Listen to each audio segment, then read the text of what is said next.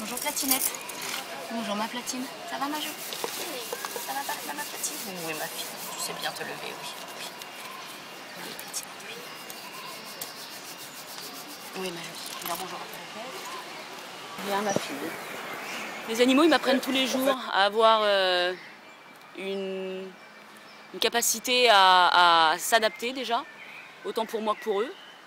Il va y avoir plein de choses qu'on va apprendre tout au long de notre vie de soigneurs animaliers. Il y a des individus qui vont aussi, des individualités qui vont aussi permettre d'apprendre des choses aussi sur les espèces.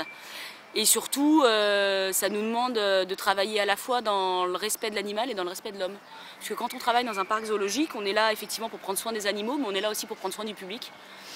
Et puis pour essayer de transmettre des choses. Si un matin je me disais que j'ai rien à apporter finalement aux animaux et plus rien à apporter non plus au public, je pense que je changerais de métier. Donc effectivement, il n'y a pas d'animaux méchants en soi. C'est une caractéristique très humaine ça, de dire que les animaux sont les uns plus intelligents que les autres, etc. etc. C'est que des paramètres humains qui sont donnés et des critères humains. Donc du coup, moi ça me semble un peu bizarre d'aller calculer l'intelligence d'un animal, d'aller, voilà, enfin, chacun a son dialecte, chacun a sa propre intelligence, chacun a sa place surtout.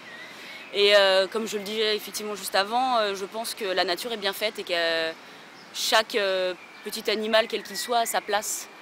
Et de toute façon, on connaît toutes les chaînes. La chaîne, le petit animal qui se fait manger par le plus gros, qui se refait manger par le plus gros, etc. Et au final, l'homme n'a pas vraiment de prédateur à part lui-même. Et on verra bien où ça le mènera d'ailleurs.